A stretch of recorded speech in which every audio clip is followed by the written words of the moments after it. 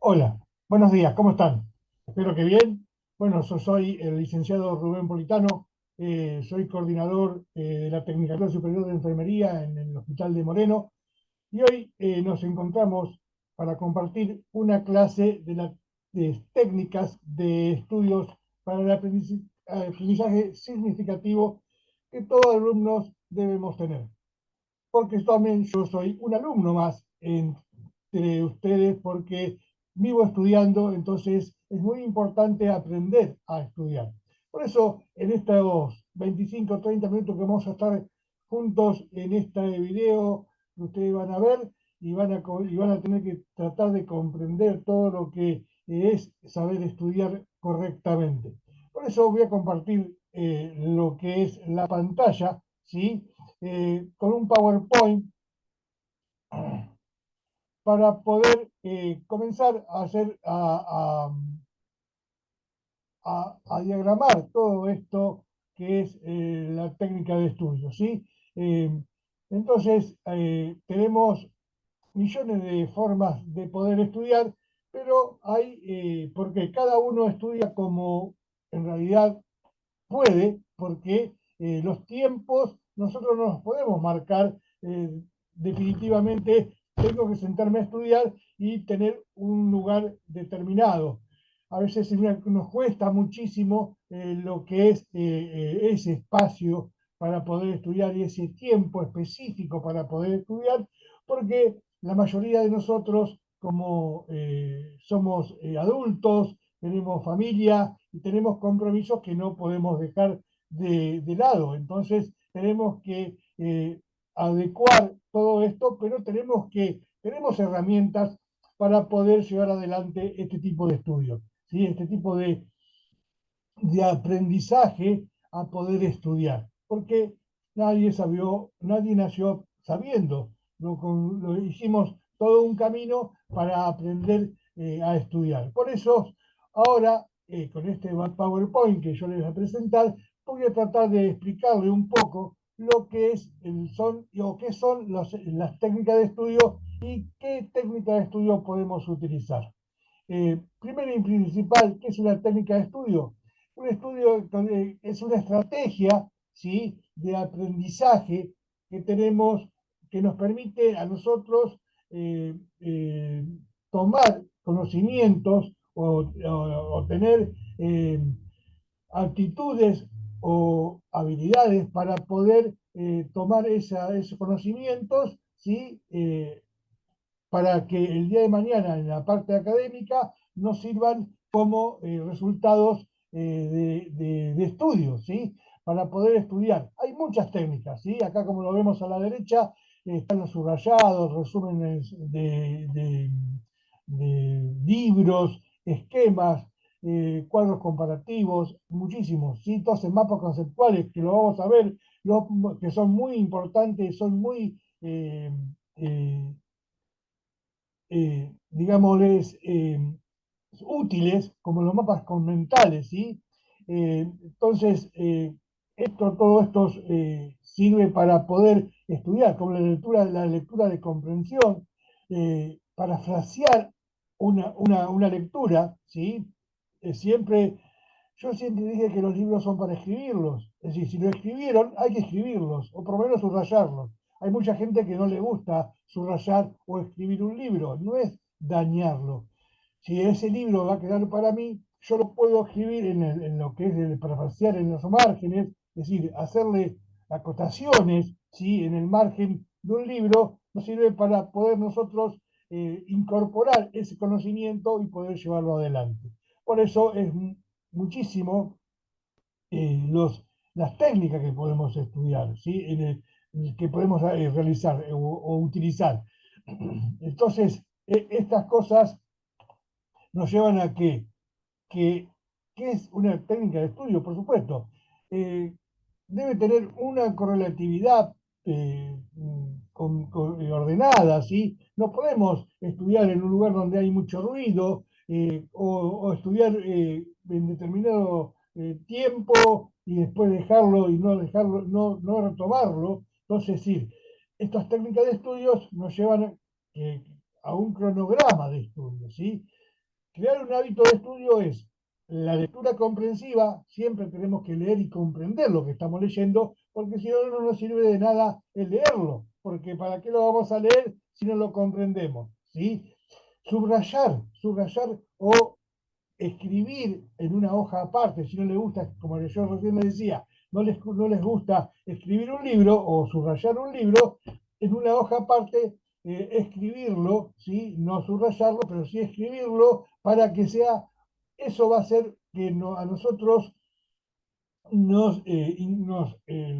incorpore ese conocimiento y los podamos fijar, ¿sí? También podemos, de la lectura comprensiva, en la escritura, en una parte aparte, en una hoja aparte, utilizar esquemas, ¿sí? De qué es lo más importante de la materia, ¿sí? Después lo vamos a ver más adelante, cómo lo tenemos que desarrollar a eso. Los resúmenes y resumir. No podemos saber todo lo que tenemos en un libro, ¿sí? Pero sí podemos resumirlo. Lo podemos resumir por capítulo, ¿sí? Por hoja por hoja, que es un poco más difícil, por eso usamos el subrayado o el remarcado, que podemos usar ahora con los remarcadores Fluor, ¿sí? Y memorizar. La memorización, sí, es la forma de tomar puntos determinados que nos den una imagen de lo que estamos estudiando, ¿sí? Acá tenemos, entonces, con esa memorización de esa palabra clave, que ahora la vamos a ver más adelante, las palabras claves son fundamentales para poder seguir un correlato de un libro, ¿sí? O de lo que estamos estudiando. Para dar un examen tenemos que tener una correlatividad. Es decir, no podemos estudiar a la deriva porque no nos serviría de nada. Esto no quiere decir que algunas materias sean más o menos importantes, ¿sí? Según la complejidad de cada materia, tenemos que utilizar una determinada técnica de estudio, ¿sí? Por eso, que es, como yo recién le decía, sí, establecer prioridades de estudio. Es decir, lo importante, estudiar una materia es importante, pero en realidad todas las materias son importantes porque nos van a proporcionar un conocimiento, habilidades y perspectivas que son valiosas para el día de mañana, ¿sí? Permite comprender mejor lo que vamos a realizar. Lo urgente, por supuesto que lo urgente, la parte establecer una prioridad de urgencias es para una materia que tenemos que dar mañana o pasado mañana, tenemos que dar un examen, ¿sí? Entonces tenemos que abordar un tema o actividad de una fecha límite próxima, es decir, el examen. Entonces tenemos que saber que esto nos lleva a que tenemos que tener ya establecido un montón de cosas como resúmenes, cuadros conceptuales, cuadros mentales, para poder dar ese tipo de examen o eh, utilizar ese tiempo que nos queda hasta el tiempo límite para poder absorber todo lo que más podemos. La urgencia es esa, es decir, el tiempo que nos queda. Es decir, no podemos mañana decir ya terminamos eh, de, digamos, no tener, sí o sí necesitamos tenerlo en ese momento, en ese tiempo límite que nos va a dar el estudio, ¿sí? Y las consecuencias que nos pueden llegar a dar. ¿Tienen que ser positivas? Por supuesto que tienen que ser positivas si usamos las técnicas adecuadas al estudio, para estudiar, ¿sí? ¿Cómo estudiamos o cómo podemos llegar a empezar a estudiar? Vamos a utilizar acá, yo estoy presentando lo que es las técnicas de estudios. Yo presenté dos técnicas de estudios que son, creo que para mí, las más importantes, que es el método Pomodoro. Es decir, no podemos estudiar durante 8, 10, 15, 8 horas. No se puede estudiar 8 horas. ¿Por qué? Porque nuestro cerebro, después de tantos minutos, acá la técnica Pomodoro lo reafirma, son 25 minutos de estudio, lectura, de cuadros hipnóticos, de cuadros mentales, de técnicas de subrayado. Sí, 25 minutos que tenemos que estar, que prestamos atención, ¿sí? Automáticamente esos 25 minutos terminan, comenzamos a lo que es el descanso. No tenemos mucho descanso, serían 5 o 10 minutos más de esos, porque también después nos dispersamos y no volvemos a lo que es el estudio o la lectura firme de lo que estamos tratando de entender.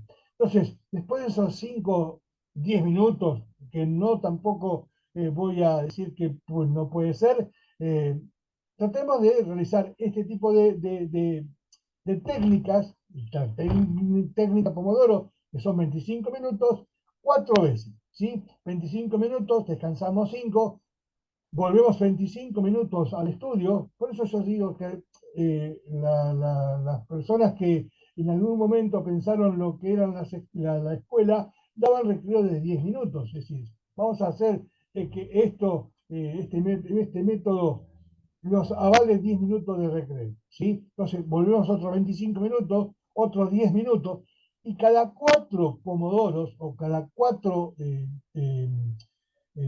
espacios de 25 minutos, vamos a tomarnos ahí sí un descanso entre 20 y 30 minutos para poder tratar y salir del estudio. No es decir, dejar de estudiar esta materia e ir a tomar otra materia, no. Vamos a dejar 20, 30 minutos, vamos a ir a dispersarnos, vamos a salir afuera, vamos a tomar aire, vamos a tomar un mate, un café, ¿sí? El que fuma, bueno, no tendrían que fumar, pero no importa. El que fuma se fumará un cigarrillo, porque eso yo no lo puedo eh, evadir. Entonces, esto nos lleva a que la concentración vuelva a cero, ¿sí? Y podamos producir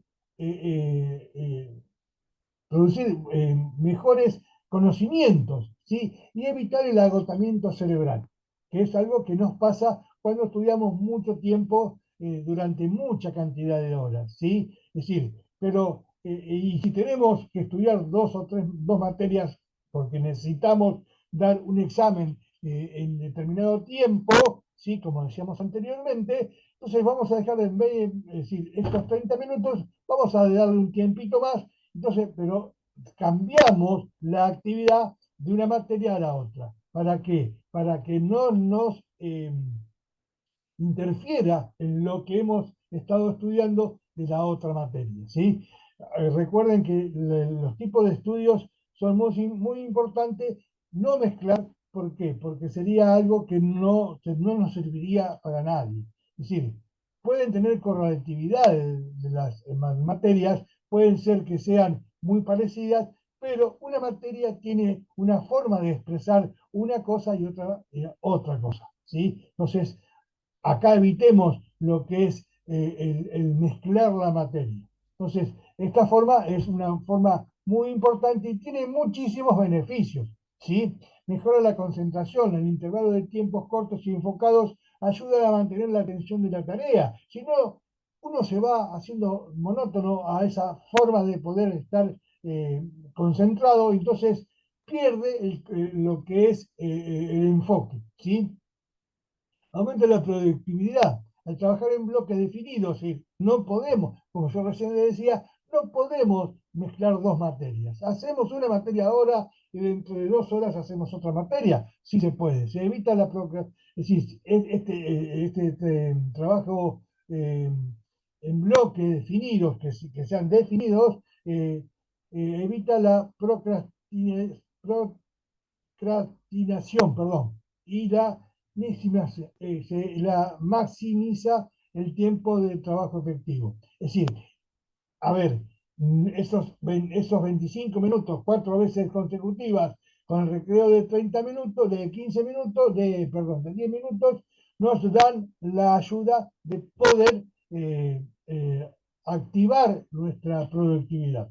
Proviene del agotamiento, por supuesto. Si nosotros, 25 minutos, calculen, 50 son 100 minutos de estudio continuos, serían una hora, casi una hora 40. Entonces no podemos, ¿sí? Ningún profesor, ninguna profesor puede dar tanta cantidad de minutos continuos para una clase. Nosotros, en lo que es la Escuela Federal Ferrara, tenemos módulos de 40 minutos. Hasta 40 minutos, una persona que dentro de esos 40 minutos, ¿sí? Un buen profesor va a activar determinados parámetros, ¿sí? De disparar, hacer un chiste, hacer una comparación, hablar, que el alumno hable. Entonces, sí, este agotamiento en 40 minutos se produce, pero con ese continuo cambio de roles, esto cambia. Entonces, pero en lo que es el estudio, tenemos que prevenir el agotamiento en descansos regulares permite que la mente y el cuerpo recupere su fatiga, sus energías, ¿sí? Entonces, fomentar la responsabilidad. Las técnicas Pomodoro ayudan a establecer metas claras y a cumplirlas, la que aumenta la motivación y la sensación de logro. Es decir, ¿qué quiere decir? Que nuestra responsabilidad nos va a dar logros positivos, no negativos, nunca negativos. Si nosotros no estudiamos, a ver, si nosotros estamos estudiando biología y estamos estudiando a su vez, no sé, adulto y adulto mayor, se nos va a mezclar un poco las cosas y no vamos a tener un buen logro en una de las dos materias o en las dos materias. Entonces tenemos que primero estudiar una materia, rendir esa materia perfectamente y después, es decir, tratar que los logros de la otra materia también se lleven adelante. ¿Sí? Eh, otro, otro de los métodos, ¿sí? Eh, recomendados es el método Cornell, el cual nos enseña a tomar información. ¿Cómo tomar información? Claro, no es decir, solamente escuchar y escuchar nada más, no nos va a dar una orientación de lo que es el estudio o de lo que es la materia, pero si nosotros no realizamos algún tipo de métodos de seguimiento de esa materia, no vamos a poder tener nada. Entonces, el método Cornell nos enseña que se debe dividir la hoja en tres sectores, ¿sí? Que ahora después la voy a mostrar. ¿Para qué? Porque en uno de lo primero que tenemos que tener en claro es el título, ¿sí? Acá lo vamos a ver ahora, el título, saber de qué estamos hablando, gente. Entonces, si tenemos la idea de que ya estamos hablando de un determinado título, entonces ya vamos a enfocar todas nuestras ideas, ¿sí? Que esto casi siempre lo vamos a hacer después de clases, que son las preguntas para la próxima clase, porque la clase se da, vamos a ir a lo que es la clase. En la clase, tomar fechas, conceptos, con pequeñas palabras, ¿sí? No con grandes definiciones. Ejemplos, ¿sí? Utilizar la bibliografía, es decir, abocar, eh, escribir la bibliografía que se está utilizando. Por eso los profesores tienen que sí o sí darles la bibliografía, ¿sí? Para que ustedes el día después puedan hacer preguntas, buscar palabras claves de ese tipo de- en la bibliografía, ¿sí? Porque dicen palabras claves para poder llevar adelante estos puntos e ideas claves que tenemos de la materia. Y hacer un pequeño resumen de la materia de ese día, ¿sí? Breve resumen de todo lo que se ha dicho. ¿Por qué? Porque si nosotros escribimos, o hacemos escribir, ya hoy no se utiliza esa faceta, es decir, de hacerle escribir al alumno sino de que escuchen, entiendan, pero también tienen que llevar la notificación en su libro, en su carpeta, de esta forma, ¿sí? Dividirlo en tres partes.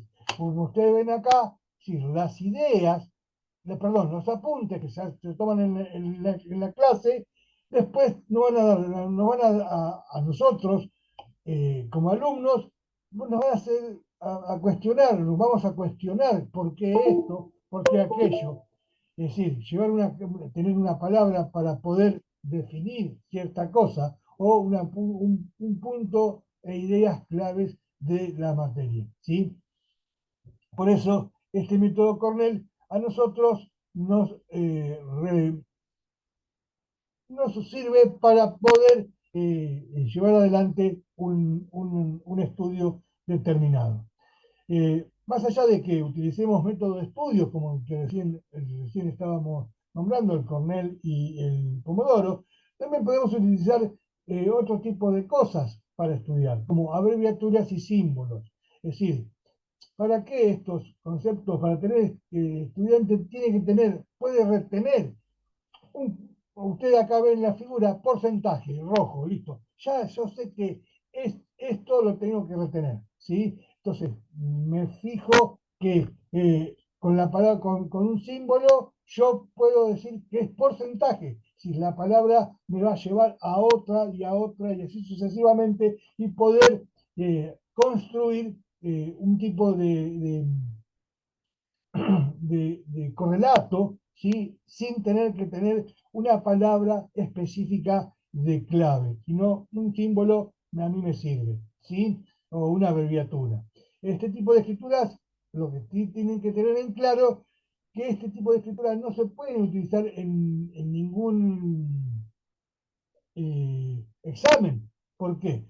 Porque los profesores no tenemos o no tienen que saber que nosotros estudiamos que la abreviatura, ¿qué significa para mí la abreviatura? ¿Sí?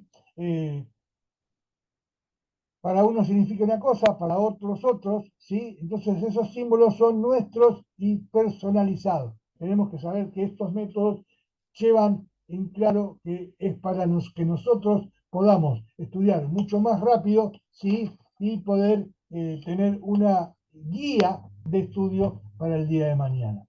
Eh, Hay tipos de definiciones y diferencias. ¿Qué es una definición? Una definición es una proposición o conjunto de proposiciones que buscan explicar significativamente un término, concepto o idea. Hay muchos tipos de definiciones, estipulativas, descriptivas, con sinonimia, ostensivas, por género y especie. ¿Sí? Es decir, esto es, en esencia, intenta establecer que algo eh, es algo como diferente a otra cosa. Entonces, es decir, eh, es, es un poco un trabalengua, pero importante, ¿sí? Es esencial. Intenta hacer que es algo y cómo se diferencia de otra cosa. ¿Sí? Hay un trabalengua que me complicó un poquito la existencia, pero no importa. Lo importante es que ustedes lo entiendan, es decir, que es esencial tener este tipo de diferencias o de definiciones para que intentar establecer qué es algo y cómo se diferencia de otra cosa. ¿Sí? Entonces, quiere decir que este tipo de clasificaciones y las definiciones hay definiciones nominales, ¿sí? Espere que corra un poquito mi figura, acá sí no molesto, definición etimológicas, sinonímicas, definiciones teóricas. Entonces, todas estas que son nominales, es decir, la etimológica, establecen que podemos, tiene una etimología, viene de una base fundamentada, o sinónimicas, que son sinónimos que definen esa cosa que tenemos que definir. Las sistemáticas léxicas, estructuras que indican el funcionamiento operativo del símbolo. Una computadora, ¿sí? Sirve para qué? Para poder estudiar. Entonces, nos vamos a estructurar que esa computadora es para poder estudiar, comunicarnos. Entonces, todo sirve. Causal, cómo está constituido, material, el uso. Es decir, más allá de que le vamos a dar esa definición a la computadora está construida de un montón de cosas internas, entonces nos sirve para todas esas cosas nos sirven para que sean la definición causal. La genética, proceso que implica cómo se da origen a ese tipo de estudio, ¿sí? Y la descriptiva detalla características de cada una de las cosas que tenemos para poder estudiar, ¿sí? Entonces, estas definiciones son importantes para saber qué es lo que tenemos. Si tenemos eh, una computadora, ¿y qué es una computadora? No sé, pero tenemos que saber la etimología, ¿sí? La teoría, la predicción teórica. Una computadora es un elemento eh, tecnológico, electrónico que se utiliza para poder estudiar. Ahí es la definición teórica etimológica, ¿sí? Le doy toda la base fundamental de lo que es una computadora. Eh, la utilización de mapas, ahora vamos a cambiar de tema, así, porque ya se van terminando los tiempos, pero queremos la utilización de mapas conceptuales y mentales. Da una herramienta más para que nosotros podamos estudiar y poder realizar estos mapas conceptuales. Los mapas mentales, por supuesto, lo hacemos nosotros mismos, porque los hacemos mentalmente, ¿sí? Tomamos puntos claves, ¿sí? O palabras claves, o justamente las abreviaturas o los signos para poder llevar una conversación y poder utilizarlo.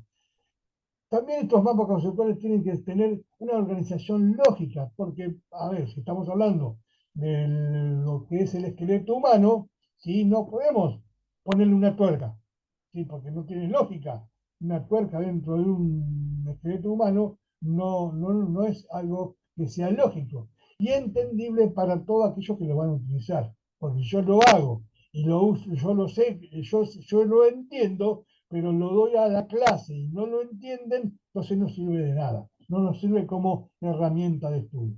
Los mapas conceptuales y mentales son las herramientas visuales, ¿sí? Todo visualización para poder organizar lo que es la información, ¿sí? Empezamos siempre por un título, siempre empezamos por un título que va en el lugar más alto o en el medio de lo que son los cuadros conceptuales, ¿sí? Eh, todos tenemos es decir, todos los conocimientos que vamos a obtener tienen una jerarquización, es decir, de lo más importante a lo menos importante, pero que tienen que ver, que son relevantes en lo que es la lógica. Los mapas conceptuales tienen que tener mostrar una conexión lógica, ¿sí? Que se utilizan palabras cortas, breves, como por, qué, es, refiere, es decir, no podemos dejarlo en el aire y con una flecha unir una idea con otra idea porque no sirve de nada. La palabra clave o los colores, ¿sí? Podemos utilizar colores, pero siempre necesitamos sí o sí lo que es una palabra para poder unir. O sea, esa unión de dos ideas tienen que sí o sí tener esa eh, unión, ¿sí? Así vamos a decirle así. Por eso estos mapas conceptuales nos van a ayudar mucho. ¿Por qué? Porque tenemos mucha cantidad de información en pocas palabras, ¿sí? Porque no podemos, a ver, en un cuadro conceptual no podemos poner 100 palabras en un recuadro, ¿sí? ¿Por qué? Porque no nos sirve de nada. Y tenemos que sacar de esas 100 palabras, hacer eh,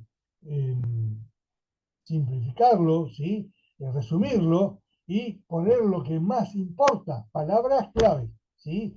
Entonces, esto nos ayuda a que nosotros nos dé la importancia después de poder hacer un cuadro o un mapa conceptual, un mapa mental con el color. El color rojo, en el color rojo decía esqueleto humano, conexiones de distintos huesos largos.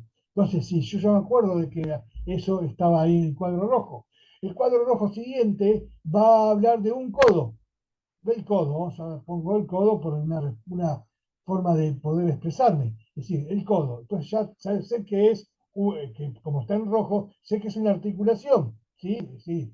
Entonces todas esas cosas sirven para poder, en los mapas conceptuales, pero eso también nos va a servir al otro que lo pueda utilizar, de servir también de esa conexión, ¿sí?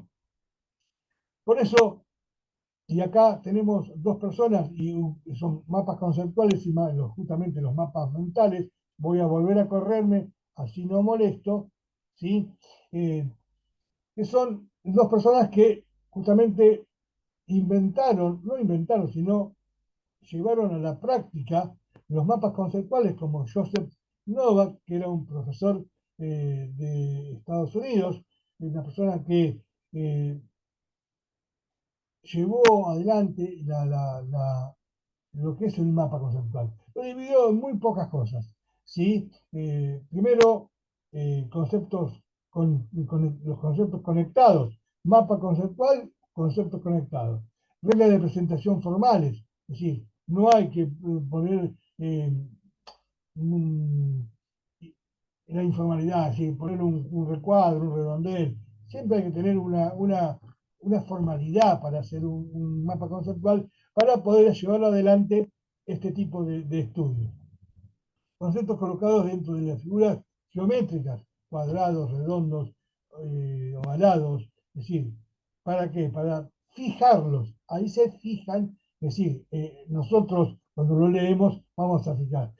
Palabra de enlaces, como yo recién me decía, si no tenemos una palabra de enlace nos sirve, es decir, no tenemos la conexión de un pensamiento al otro. Enfoques más lógicos, porque si el enfoque es ilógico, no nos sirve de nada. Estamos hablando del cuerpo humano y salimos que en el medio hay un redondel, vamos a ponerle un redondel, dice el carburador del auto no andaba. No tiene nada que ver. Sí, el enfoque tiene que ser lógico. La visualización de ideas, y acá lo van a ver que está en otro color, dentro del mapa conceptual. ¿Por qué? Porque después vamos a ver el mapa mental, ¿sí? Que ya lo vamos a ver. Es decir, visualización de ideas, y todas las ideas que nosotros tengamos las vamos a poder poner ahí, ¿sí? Construyendo un contexto de lo que es la materia. Palabras claves, corazón, cerebro, otra cosa. Entonces, esto, palabras sueltas que llegan a mucho. Hablamos del corazón y podemos hablar circulación, eh, podemos hablar de sangre, podemos hablar de arterias, podemos hablar de venas, con una sola palabra clave. Ayuda a memorizar. ¿Sí? Si nosotros ponemos muchas palabras, no llegamos a memorizar las cosas, entonces sí, más con esta ayuda de memorización y que son estas palabras claves, construimos un texto, ¿sí? Por fuera de lo que es el mapa conceptual, y podemos comparar y ir leyendo uno del otro para poder ir incorporando conocimiento. Tony Buzan, utilizando el mapa conceptual, ¿sí? Eh, utilizó el mapa conceptual y lo hizo una estructura irradiante, es decir, que irradie. Es decir, ¿para qué?